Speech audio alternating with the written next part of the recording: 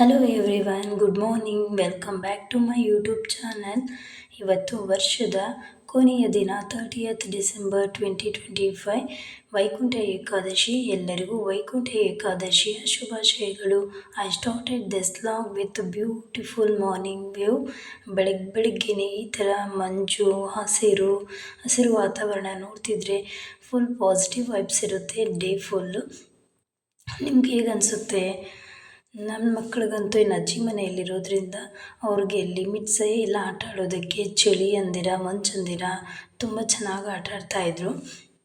ನೋಡಿ ಎಷ್ಟು ಚೆನ್ನಾಗಿ ಆಟ ಆಡ್ತಾಯಿದ್ರೆ. ಆದರೆ ನಮ್ಮೂರಲ್ಲಿ ಇದ್ದಿದ್ರೆ ಬೆಳಗ್ಗೆನೇ ಸ್ವೆಟ್ರ್ ಹಾಕ್ಕೊಂಡು ಮೊಬೈಲ್ ನೋಡ್ಕೊಂಡು ಕೂರ್ತಾಯಿದ್ರು, ಇಲ್ಲ ಟಿ ವಿ ನೋಡ್ಕೊಂಡು ಆಡ್ತಾಯಿದ್ರು ಅಷ್ಟೇ.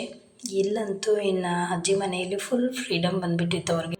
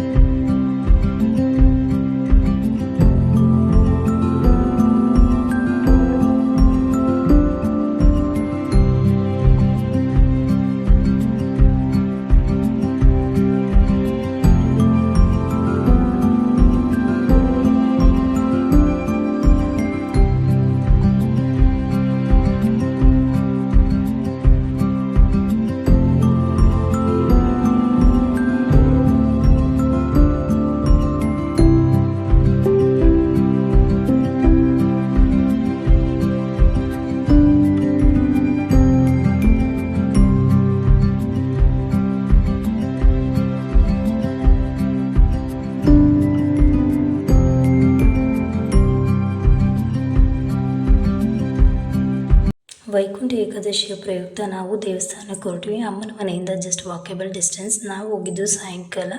ಅಷ್ಟೊಂದು ಏನು ರಶ್ ಇರಲಿಲ್ಲ, ಆದರೂ ಜನ ಸೇರಿದ್ರು ವೈಕುಂಠ ಏಕಾದಶಿಯ ಪ್ರಯುಕ್ತ. ನೋಡಿ, ಈ ದೇವಸ್ಥಾನ ಯಾರ್ಯಾರು ನೋಡಿದ್ದೀರಾ? Let's comment it. ಈ ಹಬ್ಬ ಯಾಕೆ ಮಾಡ್ತಾರೆ ಅಂತ ಸಣ್ಣ ವಿವರಣೆ ಕೊಡ್ತೀನಿ. ವೈಕುಂಠ ಏಕಾದಶಿ ವಿಶೇಷತೆ ಏನಪ್ಪ ಅಂದರೆ, ವಿಷ್ಣುವಿನ ಅನುಗ್ರಹ ಪಡೆಯಲು ಮತ್ತು ಮೋಕ್ಷ ಪ್ರಾಪ್ತಿಗಾಗಿ ಆಚರಿಸುವ ಒಂದು ಮಹತ್ವ ಹಬ್ಬ. ಈ ದಿನ ವಿಷ್ಣು ದೇವಸ್ಥಾನಗಳಲ್ಲಿ ವಿಶೇಷ ಪೂಜೆ, ವೈಕುಂಠ ದ್ವಾರ ದರ್ಶನ ಮತ್ತು ಕಠಿಣ ಉಪವಾಸ, ವಿಷ್ಣು ಸ್ಮರಣೆ ಮಾಡ್ತಾರೆ. ಈ ದಿನ ವೈಕುಂಠ ದ್ವಾರವನ್ನು ತೆರೆಯಲಾಗುತ್ತದೆ. ಈ ಮೂಲಕ ಪ್ರವೇಶಿಸಿದರೆ ಮೋಕ್ಷ ಸಿಗುತ್ತೆ ಅಂತ ನಂಬಿಕೆ ಇದೆ.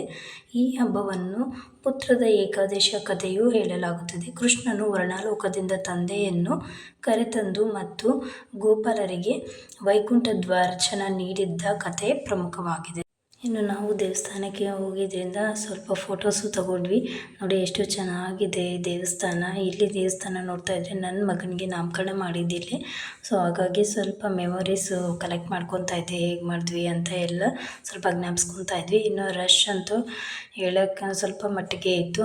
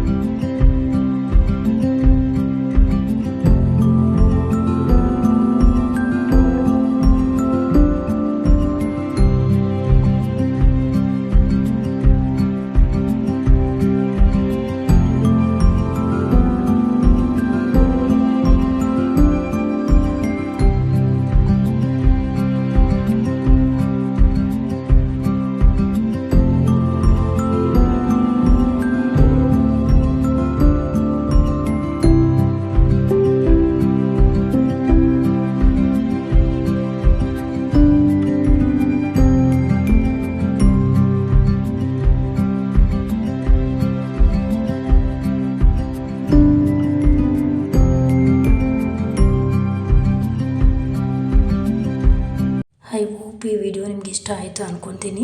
ಇಷ್ಟ ಆಗಿದರೆ please like, share and subscribe to my YouTube channel. ಎಲ್ಲರ ದಿನ ಶುಭವಾಗಲಿ ಅಂತ ನಾನು ವಿಡಿಯೋನ ಎಂಡ್ ಮಾಡ್ತಾಯಿದ್ದೀನಿ. ಬಾಯ್.